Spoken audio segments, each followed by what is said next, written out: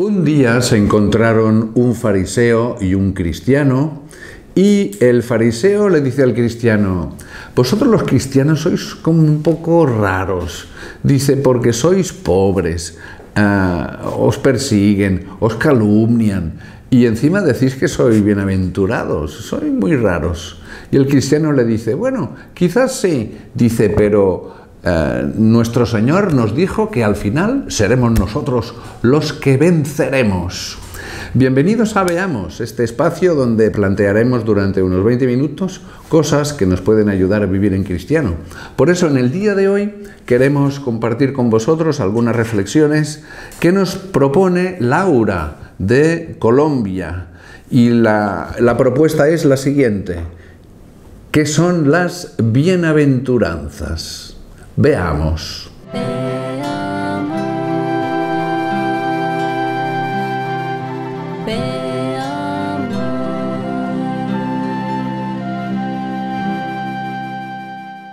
Saludamos con cariño, con afecto, como siempre, a todos los televidentes que nos seguís desde cualquier lugar del mundo. Tenemos el lujo de invitaros aquí a los estudios de Nazaret TV, que es desde ahora también vuestra casa.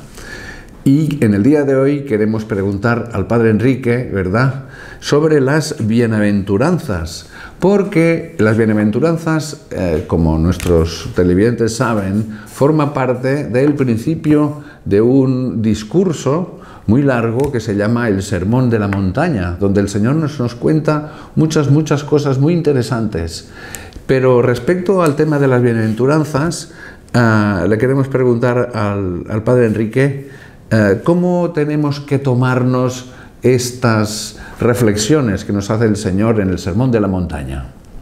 Bien, yo diría que hay que distinguir varias fases del Sermón de la Montaña.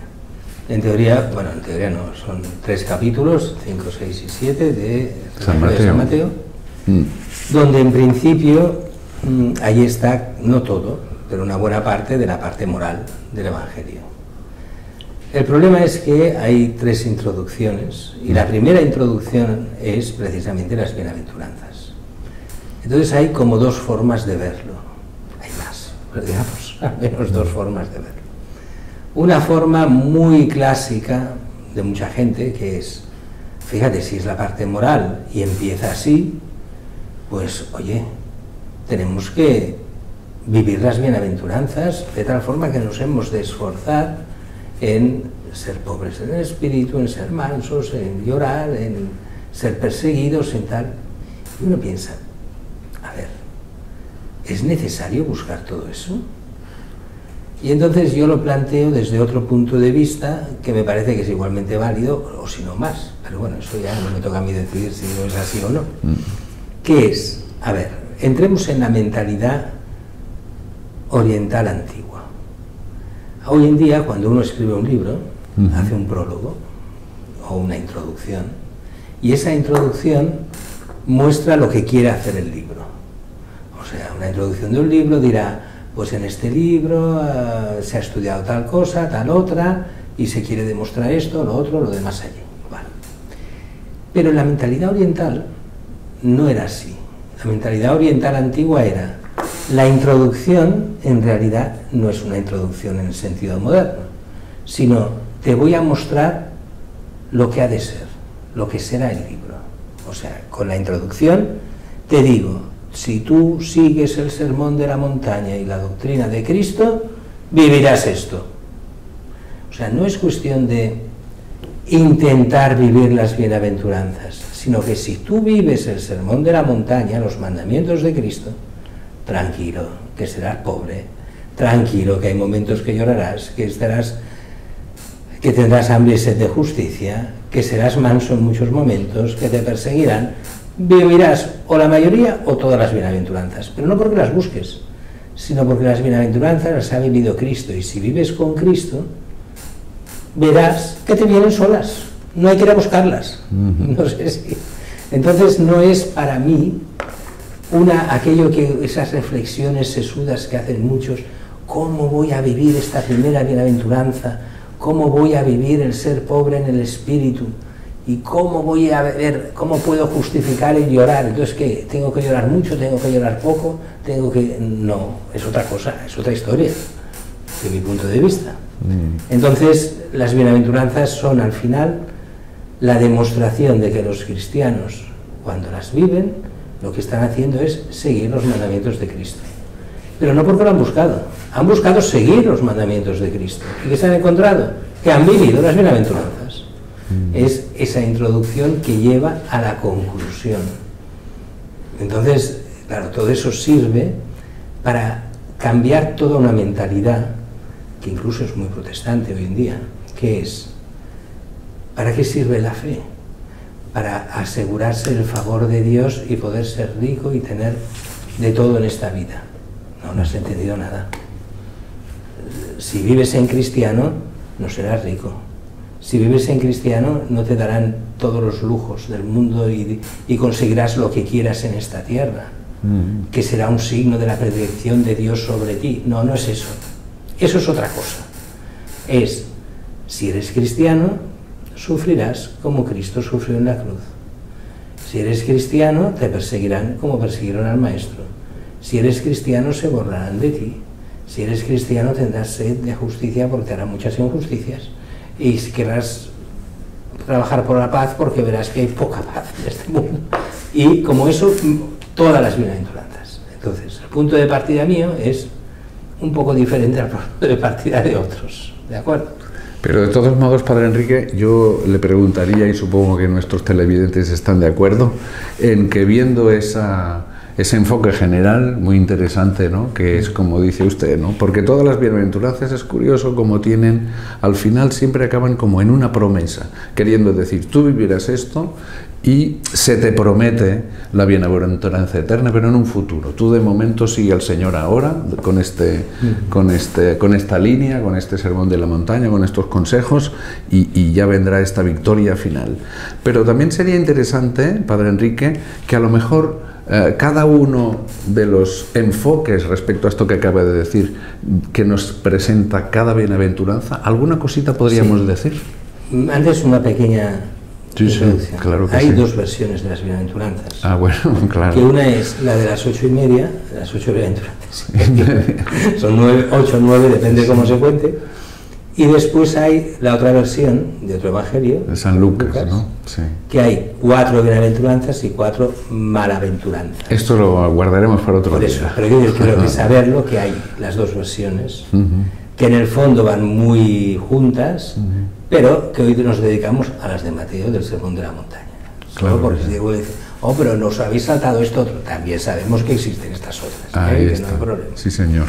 Empezamos por la primera, si te parece bien. Sí, los pobres en el espíritu. Bienaventurados los pobres en el espíritu, porque de ellos es el reino de los cielos. Bueno, ¿qué son los pobres en el espíritu? Aquí, para entenderlo, no es la pobreza material, que muchas veces va ligada también, pero no es solo la pobreza material, sino que es esa humildad radical del corazón, del que se reconoce que Dios lo es todo y que sin Dios no hay nada, y que es un desapego interior para vivir con libertad ante las cosas. Fácil de decir, pero no tan fácil de hacer. Aquí el ejemplo que siempre se da es el de los famosos pobres Anahuim que había en el Antiguo Testamento. Estos pobres eran gente que, siendo muchas veces miserables, pero no robaban, no mataban, no iban contra los demás, sino que aceptaban el lugar de pobres ante Dios, y por eso, aceptando esa situación, no hacían lo imposible, o sea, no hacían daño, no pecaban para ir en contra de esa situación. Claro, esa es una mentalidad que cuesta bastante de entender, porque en sentido estricto, pero eso a la gente no le cuesta entenderlo, uno puede ser pobre teniendo mucho y puede ser rico no teniendo nada. ¿Cuántas veces ves gente que aparentemente es miserable, pero está apegada a las riquezas, a las poquísimas riquezas que tiene? A lo mejor es solo un reloj que era de su padre y 3 monedas que lleva en el bolsillo, pero eso es un tesoro que nadie se lo puede... Y dices, está apegado a las riquezas aunque no tiene casi nada. Y otros que tienen fortunas, pero Dios les ha tocado el corazón y de eso están haciendo un gran tesoro para el cielo y son pobres en el espíritu. Entonces, claro, uno dice, en una familia normal, ¿cómo ser pobre? Muy fácil. Como tengas hijos, te vuelves pobre seguro. Entonces, las familias que tienen hijos, los hijos son muy caros de mantener y seguro que pasarás a ser pobre y que dependerás de la misericordia de Dios y de la acción de Dios para vivir. ¿Me explico? Entonces, el pobre en el espíritu es todo aquel que pone a Dios por encima de cualquier otra cosa. Y por eso es pobre, porque no se fía de las riquezas. El gran problema que tenemos nosotros es fiarnos de lo poco o mucho que tengamos. Y es verdad que las cosas ayudan a vivir, pero muchas veces ponemos toda nuestra confianza en las cosas, en el dinero, en los amigos, en los que tienen más poder que nosotros, que son amigos nuestros, que pueden hacer lo que sea en caso de dificultad, y Dios está en el último lugar. Entonces el pobre en el espíritu es el que por encima de todo, Dios es el primero, pero en la práctica. Y luego, Padre, está esta otra bienaventuranza que parece como contradictoria. Bienaventurados los que lloran.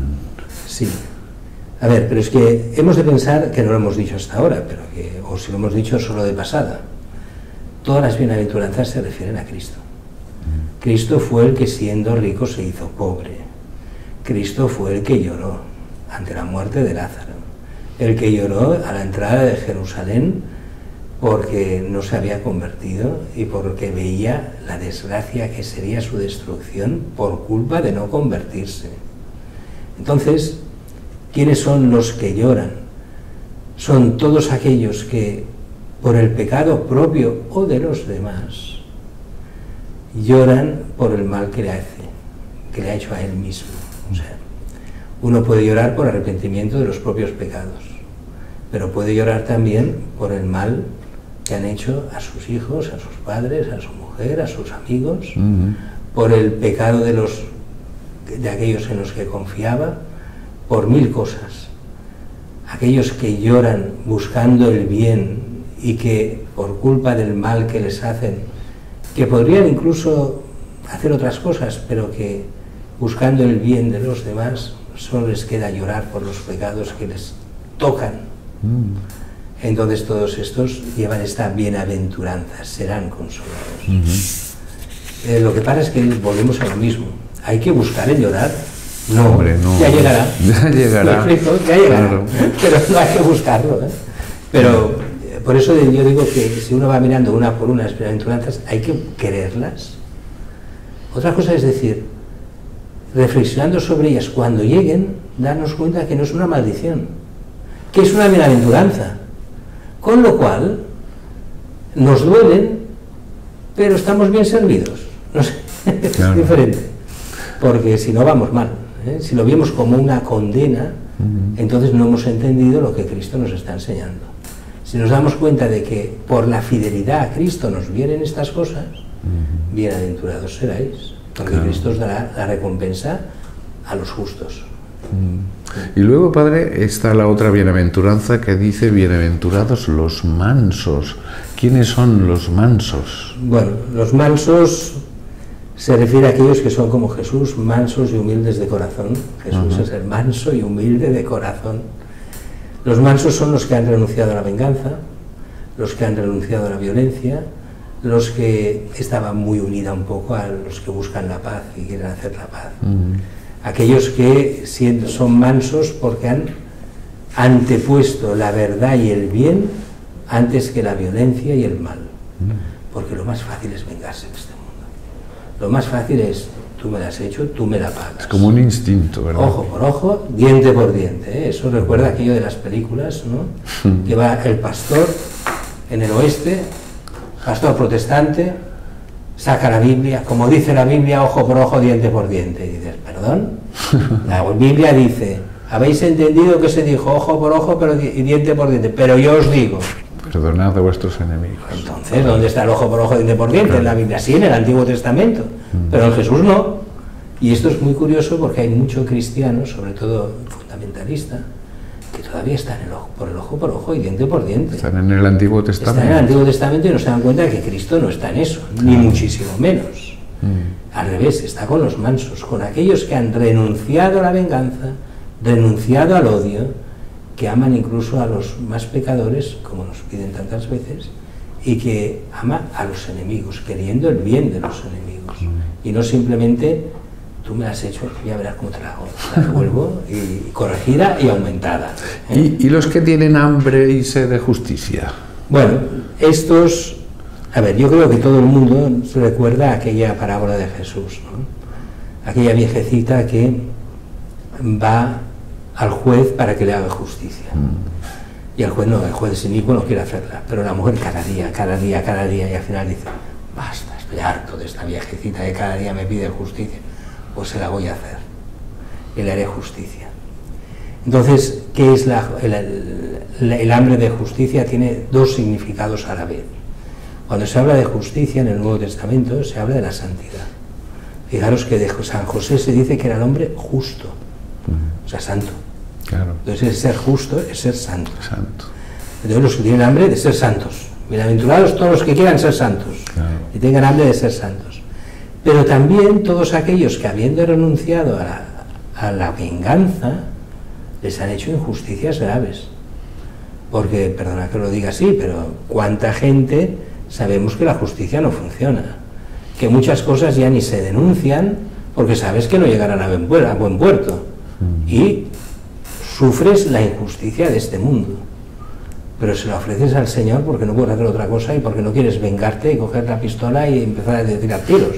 Entonces, bienaventurados estos, que tienen hambre y sed de justicia y que entienden que la justicia es del Señor y que quieren vivir la santidad y que a la vez no quieren la venganza, sino que tienen esa hambre de que el Señor haga justicia. O sea, bienaventurados todos estos. Fíjate que Jesús, aunque da la vida y no se la quitan, pero tiene todo el derecho a tener hambre y sed de justicia con los que lo matan, y con los que mienten y calumnian para matar a nuestro Señor.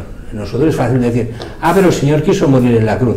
Sí, pero todos los que lo llevaron a la cruz, tanto ellos, los que lo llevaron personalmente, como nosotros que lo llevamos de forma no personal, pero que ha dado la vida por cada uno de nosotros, somos de alguna forma culpables de la muerte de Cristo.